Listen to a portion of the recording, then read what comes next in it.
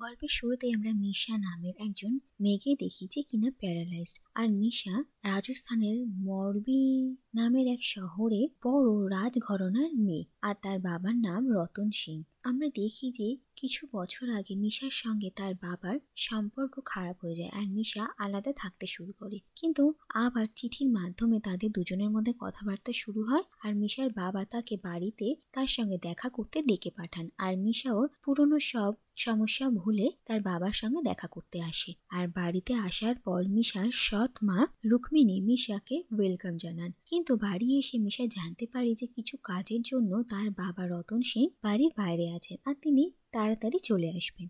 আর এতদিন পর বাড়িতে এসে মিশা তার গোটা বাড়িটা ঘুরে ঘুরে দেখতে থাকে আর তার ছোটবেলার অনেক স্মৃতি মনে পড়তে থাকে। আর মিশার সৎ মা রুক্মিণী মিশার সঙ্গে খুবই ভালো ব্যবহার করেন আর তিনি মিশাকে কমফোর্টেবল করার চেষ্টা করেন। কিন্তু মিশা রুক্মিণীর সঙ্গে খুব একটা বেশি স্বাচ্ছন্দ্য বোধ করছিল না। আর আমরা জানতে পারি যে রুক্মিণী একসময় মিশার বাবা রতন সিং এর সেক্রেটারি ছিলেন আর তার জন্য মিশার মা আর তার বাবার সঙ্গে সম্পর্ক নষ্ট হয়ে গিয়েছিল। আর পরবর্তীকালে মিশার মায়ের মৃত্যু হয় আর এরপরে রতন সিং রুক্মিণীকে বিয়ে করে। আর সেই জন্য মিশার সঙ্গে রুক্মিণীর সম্পর্ক খুব একটা ভালো ছিল না। যাই হোক, এরপর মিশা বারবার জিজ্ঞেস করতে থাকে যে তার বাবা কবে ফিরবে, আর রুক্মিণী জানায় যে তিনি তাড়াতাড়ি ফিরে আসবেন। এরপরে একদিন মিশা যখন তার বাড়ির সিঁড়ি থেকে যাচ্ছিল সেই সময় সে কিছু একটা আওয়াজ শুনতে পায় আর তার মনে হয় যেন সে তার বাবাকে দেখেছে। আর সেই অবস্থাতে কেউ পিছন থেকে তাকে ধাক্কা মারে আর মিশা সিঁড়ি থেকে গড়িয়ে পড়ে যায়। আর এরপর যখন তার জ্ঞান ফেরে তখন তার ফ্যামিলি ডক্টর রুক্মিণী, বাড়ির সমস্ত স্টাফ আর সেই সঙ্গেই তাদের স্টেটের ম্যানেজার কপিলকে মিশা দেখে আর কপিলই মিশার প্রাণ বাঁচিয়েছিল। এরপর থেকে মিশা সন্দেহ হতে শুরু করে যে হয়তো তার বাবার সঙ্গে কিছু একটা হয়েছে আর সে একা কিছুই করতে পারবে না, তাই তার একজনের সাহায্যের প্রয়োজন। এরপর দেখা যায় যে ধীরে ধীরে কপিলের সঙ্গে মিশার ভালো বন্ধুত্ব হয়ে যায় আর সে কপিলকে তার মনে সব আশঙ্কার কথা খুলে বলে আর কপিল মিশার সাহায্য করার সিদ্ধান্ত নেয়। এরপর একদিন মিশা পুলিশকে ইনফর্ম করে আর এসপি অশোক তনওয়ার মিশার সঙ্গে দেখা করতে আসে। আর মিশা এসপি কে জানায় যে তার সন্দেহ তার বাবার কিছু একটা হয়েছে আর সে এসপি কে ইনভেস্টিগেট করতে বলে। কিন্তু এরপরই জানা যায় যে এসপি অশোক হচ্ছে রুক্মিণীর ভালো বন্ধু আর তিনি একসময় রুক্মিণীকে পছন্দ করতেন। আর রুক্মিণী আর এসপি অশোক জানান যে রতন সিং এর অনেক এক্সট্রা ম্যারিটাল অ্যাফেয়ার চলছে আর তিনি কখন কোথায় থাকেন কেউ বলতে পারেন না। আর এইরকমই অনেক দিনের জন্য এর আগেও তিনি গায়েব হয়ে গিয়েছিলেন, তাই মিশাকে বেশি চিন্তা করতে বারণ করা হয়। এরপরই মিশা রানা জয় সিং উর্ফ আরজে নামে তার এক দূর সম্পর্কের কাজিনের সঙ্গে দেখা হয়। আর আরজে হচ্ছে ভীষণ অ্যারোগেন্ট। আর একটু ছানবিন করে মিশা জানতে পারে যে আরজের সঙ্গে তার বাবা রতন সিং এর কিছু বৈষয়িক বিষয় নিয়ে ঝামেলা চলছিল। আর মিশার সন্দেহ হয় যে হয়তো রানা জয় সিং এ তার বাবার কোনো ক্ষতি করেছে। আর এরপর একটা পার্টিতে কপিল আর মিশা রানা জয় সিং কে রুক্মিণীকে কিছু টাকা দিতেও দেখে আর যা দেখে তাদের সন্দেহ আরো দৃঢ় হয়। আর এরপর একদিন কপিল আর মিশা সুযোগ বুঝে জয় সিং উর্ফ আরজের সঙ্গে তার বাড়িতে দেখা করতে যায় আর সেখানেই তারা আরজেকে জিজ্ঞাসাবাদ করে। আর আরজে মিশাদেরকে জানায় যে রতন সিং কে সে কিছুই করেনি। সেখানে রানার কাছ থেকে মিশা এটা জানতে পারে যে রুক্মিণী প্রেগনেন্ট।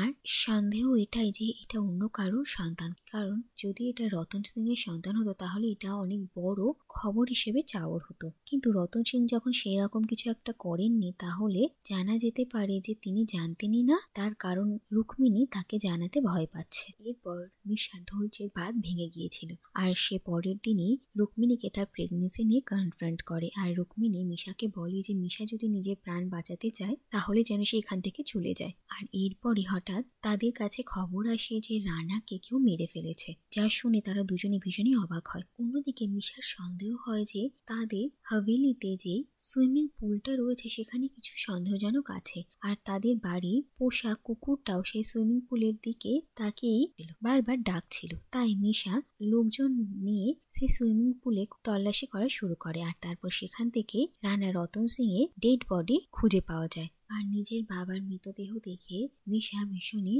চমকে যায় আর সে মনে করে যে এই সবকিছুর পিছনে নিশ্চয়ই রুক্মিণী রয়েছে। এরপরে মিশা পুলিশকে ইনফর্ম করার চেষ্টা করে, কিন্তু তাকে আর তাদের বাড়ির একজন হাউস হেল্পকে কেউ কিডন্যাপ করে নেয় আর তাদের গাড়ি জলে ফেলে দেওয়া হয়। আর এরপর দেখা যায় যে এই লোক অন্য কেউই নয় বরং কপিল। আর এরপর আমরা জানতে পারি যে কপিল আর রুক্মিণী একে অপরকে পছন্দ করতো আর তাদের অ্যাফেয়ার চলছিল। আর রুক্মিণী কপিলেরই সন্তানের মা হতে চলেছে। এরপর একদিন কপিল আর রুক্মিণীকে রতন সিং একসঙ্গে দেখে ফেলে আর তিনি কপিলকে মারধর করা শুরু করেন। আর সেই সময় অ্যাক্সিডেন্টালি কপিলের হাতে রতন সিং এর মৃত্যু হয়। আর রতন সিং তার মেয়ে মিশার নামে অনেক এনজিও চালাতো আর সেই এনজিওতে অনেক ছোট ছোট অনাথ ছেলেমেয়েরা বড় হয়ে উঠেছে। আর কপিলও সেই ছেলেমেয়েদের মধ্যে একজন। আর ছোটবেলা থেকে সে রতন সিংকে অনেক সম্মান করত।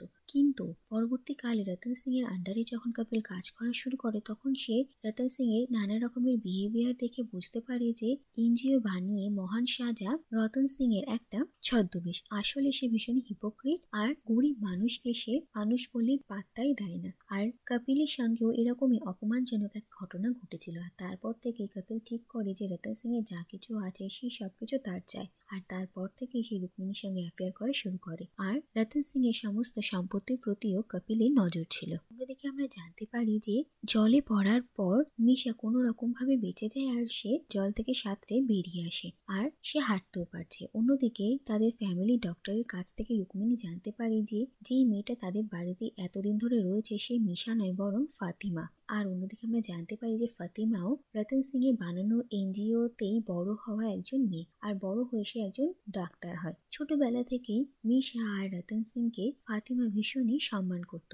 আর এরপর একদিন হসপিটালে যখন ফাতিমা মিশাকে দেখে আর তার এই অবস্থা দেখে ফাতিমার ভীষণই খারাপ লাগে আর সে ঠিক করে যে সে মিশাকে হেল্প করবে। আর ধীরে ধীরে ফাতিমা মিশাকে আবার জীবনের পথে এগিয়ে নিয়ে আসে আর মিশার সঙ্গে তার বাবার সমস্ত মান অভিমানও ঠিক করার চেষ্টা করে। আর ধীরে ধীরে সবকিছু ভালোই চলছিল, কিন্তু হঠাৎই একদিন রতন সিং এর চিঠি আসা বন্ধ হয়ে যায় আর মিশা মনে করে যে হয়তো তার বাবা তাকে সত্যি আর ভালোবাসে না, সেই জন্য মিশা সুইসাইড করে।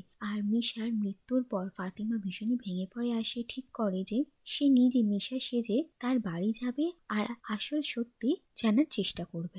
আর সেই ফ্যামিলি ডক্টর ও ফাতিমাকে এই কাজে সাহায্য করে। এরপরে আমরা দেখি যে ফাতিমা সেখানে আসে আর রুক্মিণী তাকে দেখে ভীষণই ভয় পেয়ে যায়। আর এরপর রুক্মিণী তার সমস্ত সত্যি কথা স্বীকার করে। আর এরপর সেখানে কপিল আসে আর সে ডাক্তার আর ফাতিমাকে মারার চেষ্টা করে, কিন্তু অ্যাক্সিডেন্টালি রুক্মিণীর মৃত্যু হয়। আর রুক্মিণীর মৃত্যুতে কপিল আরো বেশি রেগে যায় আর সে ফাতিমাকে মারার জন্য তাকে খুঁজে বেড়ায়। আর ফাতিমাও কপিলের হাত থেকে বাঁচার জন্য লুকিয়ে থাকে, কিন্তু তারপরে হঠাৎ কপিল তার সামনে আসে আর ফাতিমা কপিলকে ঠেকানোর জন্য একটা গান নিজের হাতে রেখেছিল আর সেই গানটাই কপিল কেড়ে নেয় আর সে ফাতিমাকে শুট করতে যায়, কিন্তু ব্যাকফায়ার হয়ে কপিলেরই মৃত্যু হয়। আর এরপরই সেখানে পুলিশ আসে আর ফাতিমা আর সেই ফ্যামিলি ডক্টরের কাছ থেকে এসপি অশোক সব কথা জানতে পারে। আর এরপর শেষ পর্যন্ত দেখা যায় যে মিশাদের এত বড় এই বাড়িটাকে একটা নতুন এনজিও তে রূপান্তরিত করা হয়। আর শেষে আমরা দেখি যে ফাতিমা রতন সিং আর মিশাকে শ্রদ্ধাঞ্জলি জানায়। আর এর সঙ্গে এই কাহিনীটা এখানেই শেষ হয়ে যায়।